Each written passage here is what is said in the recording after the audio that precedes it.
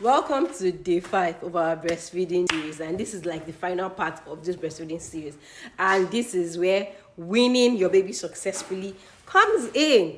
So I've done it successfully twice. So I'm going to give you step-by-step ways in which I stopped breastfeeding completely. I didn't have to have I didn't even have my cystitis, I didn't have fever, I didn't have anything, and I didn't have to take my baby anywhere for them to keep my baby so that I can. No, I didn't have to do that. When you're starting your breastfeeding journey, you already have a routine. After you guys have established a good latch, after you guys have established a good breastfeeding position, after all is said and done, and you guys are already thriving in your breastfeeding journey. And now, which begs the question, when do you start weaning off? That depends on you. Me, for instance, my first baby, I weaned her off at a year and 1 month.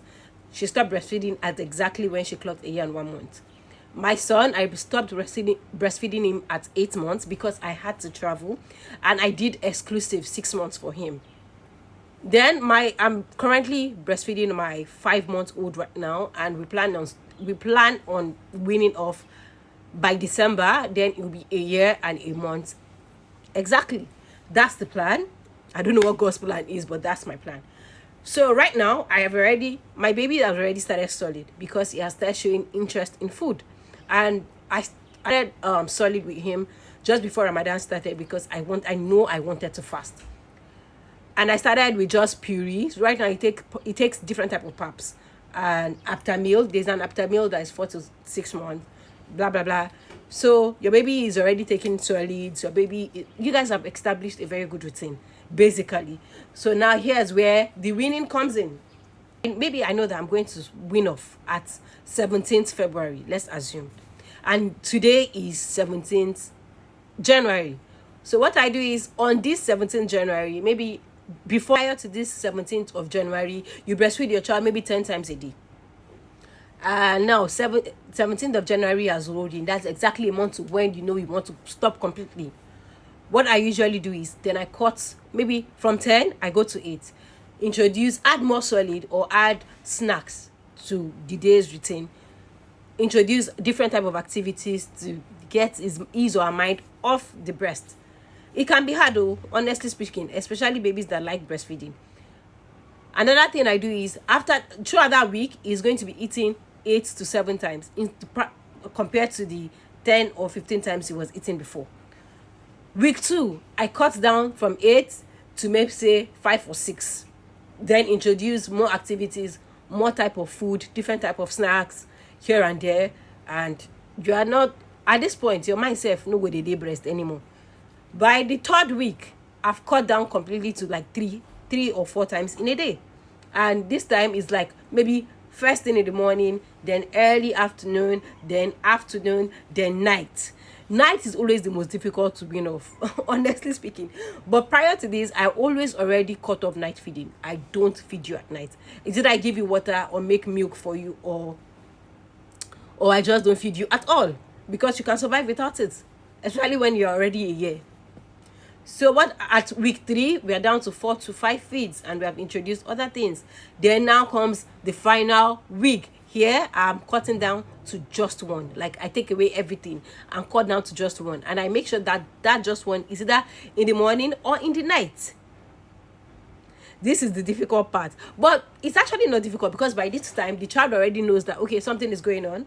I'm not eating as much. I'm not breastfeeding as much. And there's a whole lot of things going on. Like, I make sure there's a whole lot of things going on, like other activities, like you are watching this, we are doing this activity, we are playing this, we are playing that, we are eating this snack, fun thing, like doing.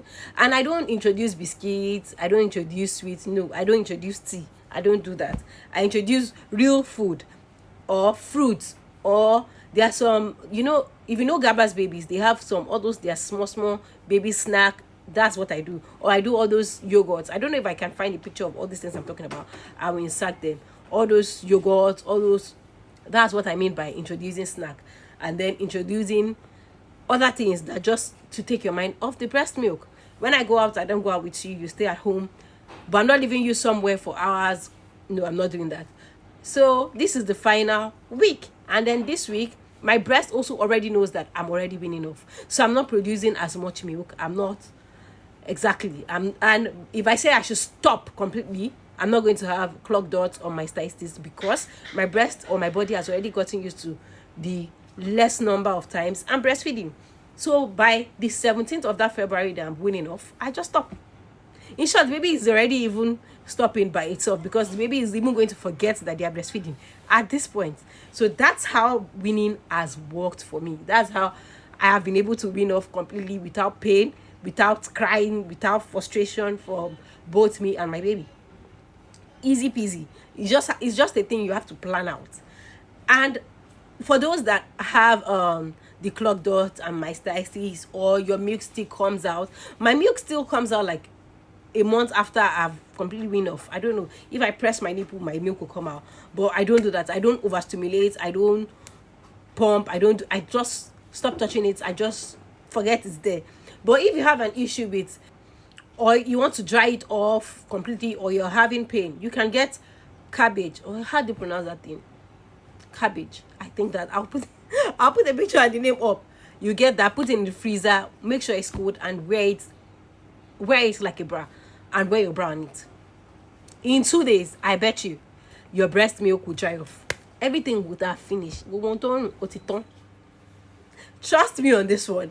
This has worked like magic for me 2 times, and also help other moms around me. So hope you have learned a thing or two today, and hope your breastfeeding journey has been going well so far. And I can't believe I finally come to the end of this series. I can't even believe I actually did a series. So see you guys. Bye.